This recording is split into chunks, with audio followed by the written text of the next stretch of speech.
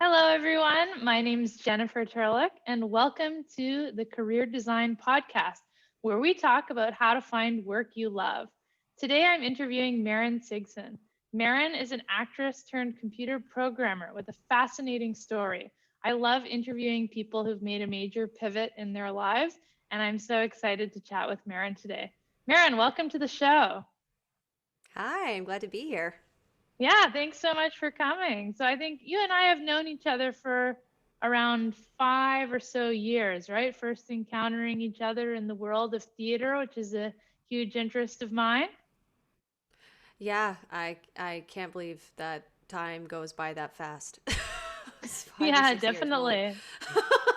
For sure. And that was circa Fringe Festival. Both been involved. I remember I first saw you in amazing Fringe Festival show, Dan Abramson's show. Yes, Hugh and I. Yeah. Yeah, exactly. Hugh and Hugh and I, a I. And musical I was about the actually, life. oh, sorry, go ahead. Hugh and I with the life and times of Hugh Hefner. Exactly. And I love that musical so much. I came back, I watched it twice, and I was actually inspired by that musical to write my own musical, which is in the subsequent Fringe Festival. So, yeah, it's great to meet via, the Fringe tent and sort of Fringe Festival exciting activities. And then I guess we've sort of known each other since then and interacted in a variety of ways at various theater festivals and events, and then also now share common interest in coding too. Mm-hmm. Yeah, for sure. So why don't you tell us a bit about like what you were doing initially, sort of around the time that we met, and what you do today and how you made that transition. Sure. So my degree is in musical theater, and it is from the Guildford School of Acting in the UK. And I studied there from 2010 to 2013. And we made the decision, my family and I, that, okay, maybe it's probably a good idea for me to move to Canada. I have the citizenship. I can create a base there without fear of being deported or running out of getting a visa renewal or anything like that. So 2013 hit and graduated, went home for a couple of months, then figured, okay, it's time to get to Toronto. So I landed in Toronto, and it was definitely interesting. The industry is a bit different, obviously, from country to country. All the names are different. The game's pretty similar, but you have to make sure you get to know people and, what agents do you want and that kind of thing. So we kind of figured, okay, why don't I start with an improv class? So I went to Second City and I did, I can't remember exactly which course it was, but it was one of their improv courses. And that's actually where I met Dan, was there. And he said, "Do you want to be in my Fringe show?" I was like, "Fringe? What's Fringe?" And that's how I kind of got introduced to the Fringe world, which was awesome. And, I did that and managed to get an agent. Oh, shoot, I want to say maybe like a year and a half afterwards, after moving here. So, things were kind of happening. I was going to auditions, I was, getting seen somewhat, but it just, for some, probably not for some reason, but for a reason, it just wasn't working for me. I have a different look than the tone of my voice and my personality. People always told me, you look like a young ingenue. You look like you should be like the young, damsel in distress kind of thing. And, I ain't no damsel in distress. That is not my being. I'm not good at acting it. Even when I sing, like my vocals don't sound like that. I don't have this like soprano legit sound. So I feel like the wires just weren't connecting for me.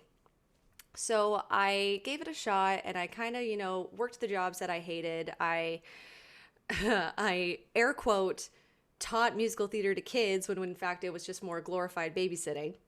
And that was really tiring. It paid pretty well, but it just wasn't what I wanted to do in the format that I wanted to do it in, even if I was able to do that.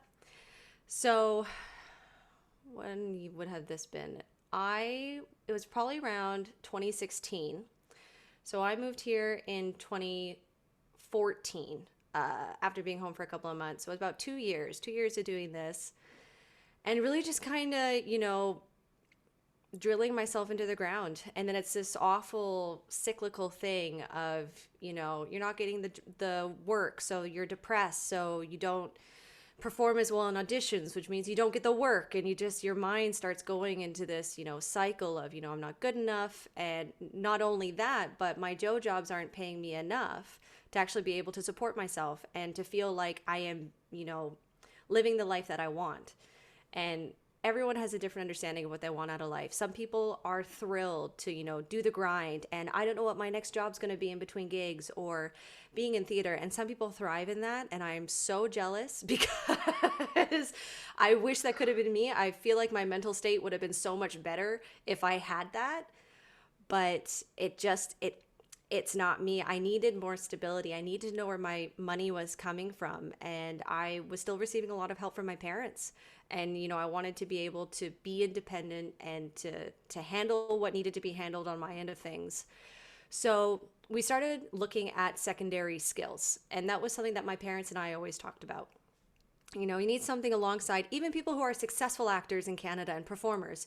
They're still working jobs. You go to Stratford and Shaw, and then a couple months later in Toronto, that person is catering a gig. And there is nothing wrong with that. It's just you always need to have that second lineup of work, because even if you are working in the industry, it's still not enough. So I kind of thought, okay, what are my secondary skills? What do I have, open to me? And I tried to do the serving thing, and no one would hire me. Maybe I don't know why, but they just figured that I was not a right fit, so I couldn't get any of those jobs. And I was sick of doing, the teaching thing. It was just not done in a format that I liked.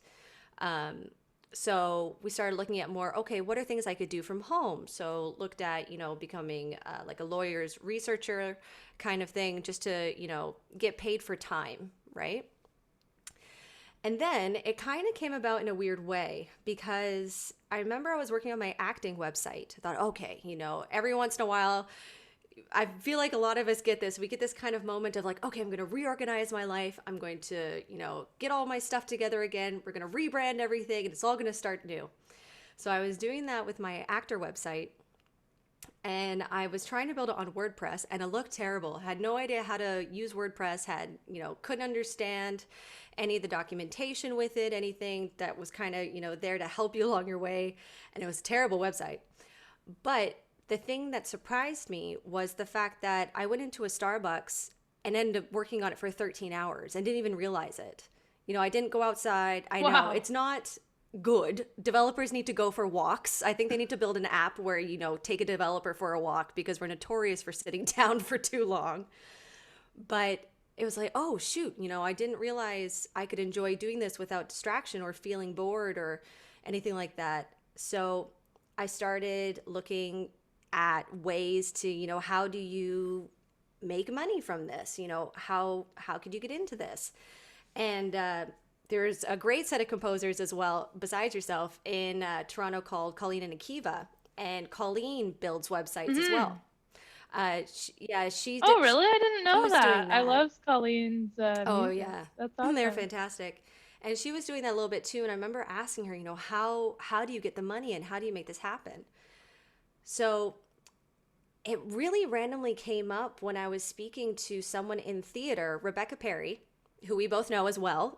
Oh yeah, Rebecca. So Hmm. Rebecca Perry is a fantastic, artist. She produces her own shows, and she's phenomenal. And I remember she and I were chatting, and I was talking, about wanting to get some experience to get into coding, looking for a source of income to be able to support the performing side of things. And she said, "Oh well, my sister is current. I can't remember if she was still doing or if she just finished it, but she just finished this course at a place called Hacker U, now known as Juno. They rebranded 2 years ago, I think, last year, 2 years ago. So I did a little bit of research, and, obviously called up her sister, and she was so kind. She took the time to speak with me and to answer my questions. And she just kind of said, yeah, it's a great place. People come from all walks of life, and the teaching is solid, and you get a job pretty soon after you finish this course. So I was like, okay, tell me more about this course. Like, how does it go?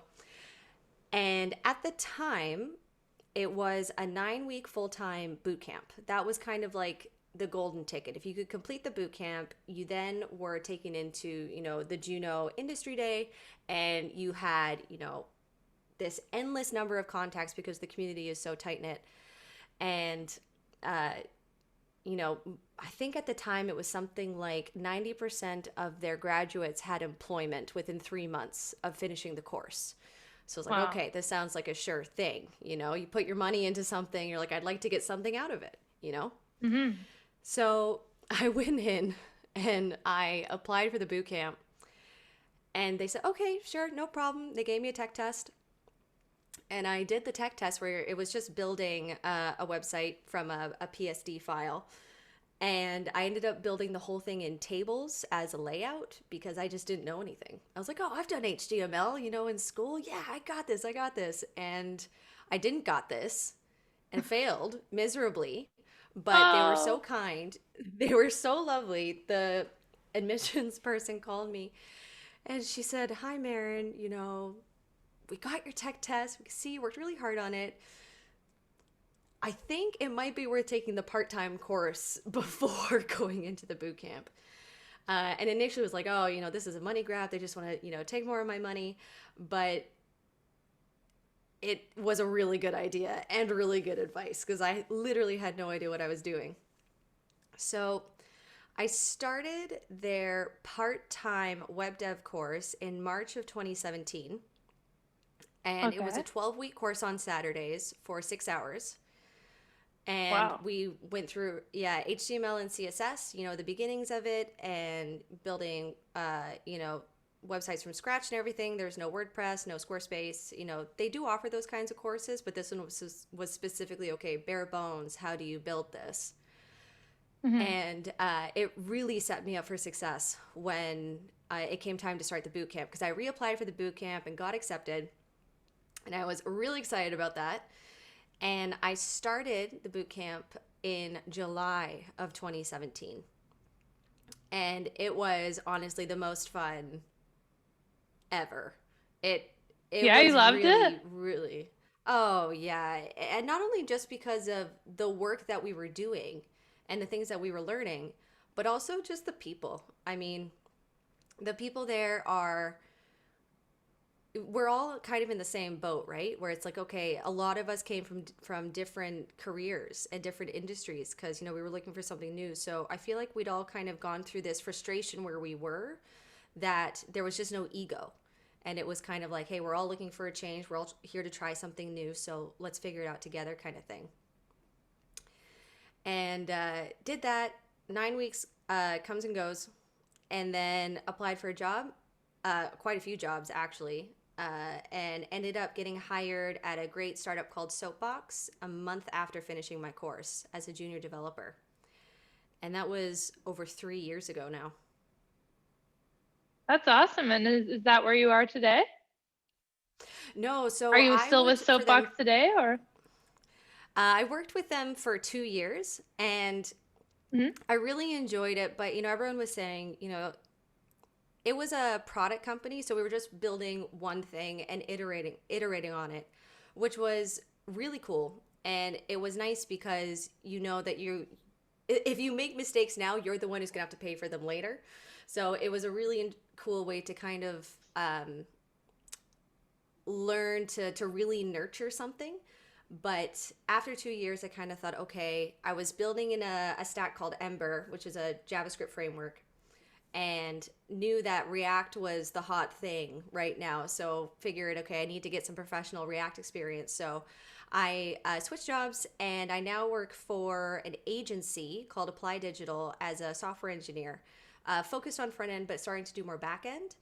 And it's a very different pace. It's an interesting balance because in agency life, you got to try and get things out the door as quickly as possible because obviously that's what clients want, but you're also sitting there going, okay, but we should build this right, and we need to focus on making sure that all the i's are dotted and the t's are crossed. And I want to make sure that when we give this to you, it is in its best possible format so that you can continue to build on it. But the the thing I've noticed about agencies is that you're not working well unless your developers and your project managers are disagreeing, because they're trying to get it done faster and we're trying to get it done as solidly as possible, and the two rarely align. So we always get into pretty interesting conversations, but fortunately we're all looking at it from the same side, so it always ends up working out. Oh, that's so interesting. And that's in React. So you're mostly doing React now, is that right? Yeah, Yeah. I'm currently Okay, working cool. on a Wow. project That's that's React and a JavaScript backend with WebSockets in socket.io. uh, very cool. I just remember like when that's such an amazing story, and thank you so much for sharing. I just remember like the first time I saw you after you um had become, a professional computer programmer, that I was you just had this like different energy about you, and it was so cool and marvelous to see. Like, I think even maybe your hair was slightly different. I can't remember, but like I just felt this like huge, like, yeah, I feel like you've always had a great energy for as long as I've known you. But I think I saw you at a musical event at that point, probably at Singular Sensation, Jennifer Wall's Great awesome show. event. And Yeah, pardon me. it's a Yeah, great yeah. show. And oh yeah, great show. Amazing show for all the listeners in the, check it out. And I just noticed this different energy. Is that something that you felt or noticed as well? And could you tell us a bit more about that? Oh, 100%. The thing that really, like, I love singing and I love performing and I love storytelling, and I'm really starting to miss it now. I'm trying to, do little things to get back into it and to, put more out into the universe, even if nothing bites or nothing catches, just to know that you're nurturing that thing. Um, I it's a really interesting question because I'm trying to put into words exactly what the feeling was prior to finding the solidity that came with becoming a programmer. And it really was this feeling of just always feeling like you're not enough, right? And when I was in drama school, there were some people who it just worked for them. And not in the sense that they never had to work hard. They worked really, really hard. But even when they worked really hard, they were either learning things or things were clicking for them. And I really tried in university, but for some reason my brain could not get the vocalities right. My body wouldn't move in certain ways that they wanted. And no matter how hard you tried, it was just, wow, this is not working. And it's really tiring going through life with things not working. And Hmm. you know, especially in the theater world, work talk is 100% all the time. Even around your friends, because it's something that everyone loves, right? Which is why everyone wants to talk about it. But even when you're meeting someone, you're like, hey, how have you been? They're like, oh, I booked this and I did that and I did the other, and you're like, that's great, but how are you? Like, did you watch any shows you liked? Oh, I watched this thing that my friend was in and I auditioned for. I'm like, just want to know how you're doing. So you're constantly getting this, energy of this person's doing things and you're not doing it. And that's why you can't afford to do this, which is why you have to work this crappy job. And it's just, it is, it is very heavy. It's very, very heavy. That when I started working as a software engineer, my paycheck was solid. I wasn't making the most money in the world, but it was certainly more than I was making, trying to make ends meet as a performer with what I was doing, what I was capable of. And, Hmm. knowing that, okay, if I sit here and I read this documentation and, I didn't understand all of it, I had a great mentor who was there to help me out when I needed help. Eventually things for me, they started to click and they started to work, and it was, oh shoot, I'm good at this. I like doing this, and it was nice to finally have that. Here's something I'm trying at and it's working for me, which was new. And I think that was where that kind of like light energy, and also this sense of when you walk into those rooms full of theater people, it's I don't have to, not that you don't have to, you never have to prove anything, but you always feel like you kind of have to, you know? Like, I just want to be here and enjoy the art. I don't want to think about the business. And that was great. That was the best. That's awesome. Yeah, I could totally see that because like I haven't, done theater full time. It's always been a side thing for me, but I could imagine, if it were a full-time thing, it's not just about coming and enjoying the show. It's about like who you might meet, who you might chat with, and what sorts of opportunities, might come from it. So, yeah, I also Yeah. find enjoying it on the side to be great. Yeah, it's like less pressure on Yeah. my creative artist, so to speak.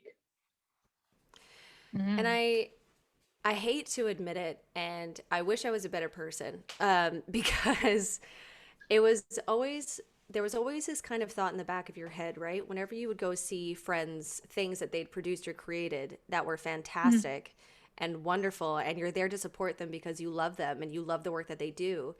But in the back of your head, you're always like, why didn't I get asked to do that? Why wasn't I included in this?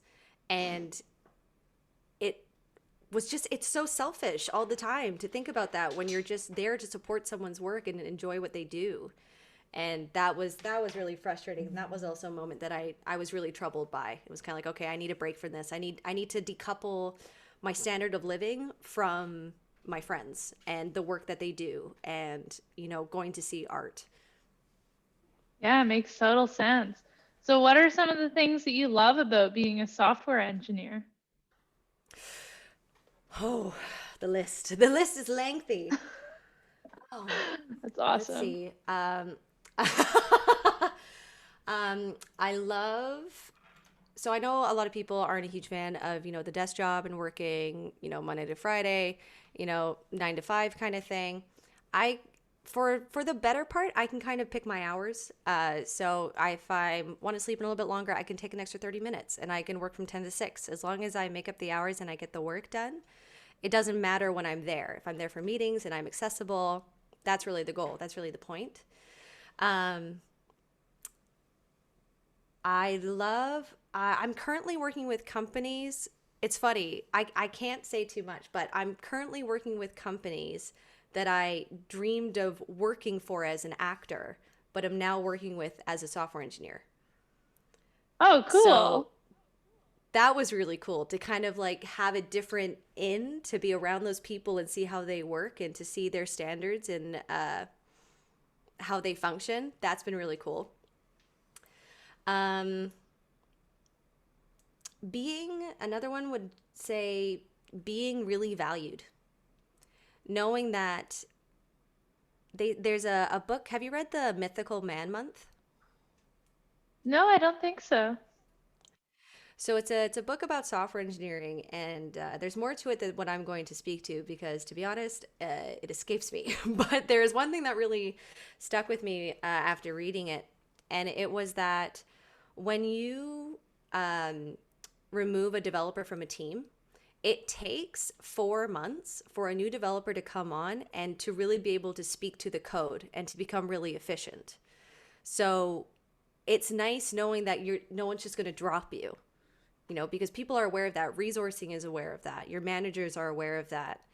And to not have to worry about it. Because I mean, I didn't book a lot of stuff as an actor, so I can't speak to what that life truly is like. But, my friends who are in it, they're worried that someone else is going to get cast over them or they're going to get replaced or if you get injured or if you're ill, it's just another threat to your ability to keep your job. And it's nice not to have to worry about, okay, well, if I'm ill today, I'll take the day off. It did wonders for my mental health. I don't know how actors who are working all the time do it. It really is mental gymnastics, and my hat's off to them because I was not good at it. I mean, if any of them are running a workshop or have a podcast, let me know because it's something I know I need to work on.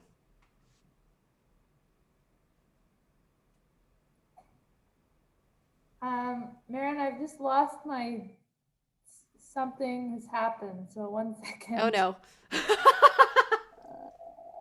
Something has happened.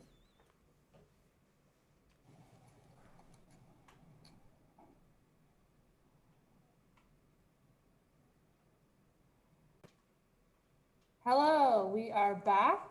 We just had a momentary break where my headphones died, but I've got these new headphones. They are some gamer headphones that the kids sometimes use The here size of at. your head doubled when. Yes. We have often, well, during non-pandemic times, have kids in here coding away, Minecrafting away, and so forth. So we have these headphones for them. They're currently all doing so virtually in the cloud. So I get to use these excellent gaming headphones. Hey. Yeah, it's kind of nice. Okay, awesome. So yeah, we were just talking about. Sounds like software engineering has been a much more like secure line of business, Mhm. which is Mhm. really cool to hear about. And what does a typical day look like for you? So a typical day right now is start work around 9:30. We're currently building a product that we're trying to launch in February. So it started off as kind of like a proof of concept. So we're trying to clean up some code and add, the necessary features, base features, MVP required um, for the release. So things right now are pretty smooth. We start the day. I kind of sit down, pick up things that I was missing or that I left off from the day before. And we'll have a stand up about 1 o'clock because my team is split between East Coast and West Coast. So, and the client is West Coast as well. So, actually, no, that's a lie. Some of them are West Coast and East Coast too. So we're all over the place. We had a great chat the other day on our stand up about TSA and getting Nexus because everyone's flying all over the place before the pandemic. Oh yeah. And you're talking about, what's the easiest way to get through the airport. So that was a funny conversation. Um, but we'll use that time to try and solve any issues that we can right there in the spot. And if they require some follow up, we'll take notes and move off the call and reach out to the people that we need. Um, and then honestly, just kind of get on with the rest of work. Today was a bit of a different day. Today, my company, Apply, the agency that I work for, they have their what's called Apply Everything meeting today, where the whole company hops on the same call. And even before the pandemic, it was everyone hopping on a call, Vancouver office and Toronto office. Um, and we'll get some business updates. But today was actually the SHAPE Awards. SHAPE, it stands for our 5 values that we have at our company. And we had some nominations and we, announced the winners today. And so that was really nice. That was really fun. That's so great. And Yeah. Yeah. when you, oh, sorry, go ahead. No, that was the end of the thought. Oh, nice. So yeah, I was wondering too, like as you were going along this journey, like going from being an actress to a software engineer, were there ever any moments where you thought about giving up on the software engineering pursuit or were nervous or felt like you couldn't do it? And if so, how did you overcome those? um, I don't think there was uh, ever I don't think I can do this in general. Mm-hmm. There were definitely moments of I can't get this problem. I can't figure this out. Mm-hmm. Which to any developer listening or any future developer, those existing know, and those wanting to learn will now learn. Go for a walk, shut it down, go outside. You have to step away from the problem. And it was also before I got the hang of reading documentation. Reading documentation takes practice. It is not something that comes easy right off the bat. So there were definitely moments of frustration, but for me, it was always the mindset of just keep going. Just keep showing. They can't fire you if you keep showing up to work and trying, That's awesome. you And know? when you were choosing, it seemed like you had a number of different sort of career options you were considering. You mentioned something about legal work and there's software engineering. How did you figure out what your options were and then narrow them down to choosing software engineering? Um, Honestly, the fact that there was a course in Toronto that was so um, clear in its path for its graduates, Mhm. that was one of the factors that made it easier to make the decision. To know that I'd spoken with people and it had worked for them, and you go in and you never really know, right? You go in and you're thinking, oh, shoot, I really hope I enjoy this. Because the boot camp certainly isn't cheap. It's an investment. Uh, and fortunately, for me, it worked out and I really enjoyed it. And I had friends who did the boot camp and it just wasn't for them. They didn't want to be developers, but it opened up the doors to other aspects of tech, whether they wanted to be product designers or project managers or, go into teaching kids coding and things like that. It was one of those nice. My dad always says if you can't make up your mind, pick the option that gives you the most options. And this one seemed to be the one that offered the most out of it. Yeah, for sure. That makes sense. And what role does musical theater and such, or theater in general, play in your life these days? Oh my gosh, a bigger role than I ever would have imagined. So actually, guess who they asked to host the awards today? The loudest one, me. So they reached out and asked me to do that, and had my setup and everything, and uh, that was a fun one. But in terms of work, I am constantly trying to steal my theater friends away from theater and put them into tech because honestly, the things that you learn in the arts and performing, there's so much use for them in our line of work, even if it's just communicating and empathizing, empathizing with clients, empathizing with designers, empathizing with sales, and saying, look, I am understanding where you're coming from. I hear, what you need out of me. Let me communicate to you what I can do.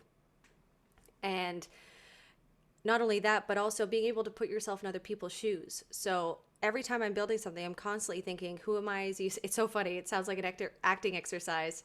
Who am I as the user? What are my wants? What are my motivations? What do I need? What could I throw out a left field and click on? It's one of those where it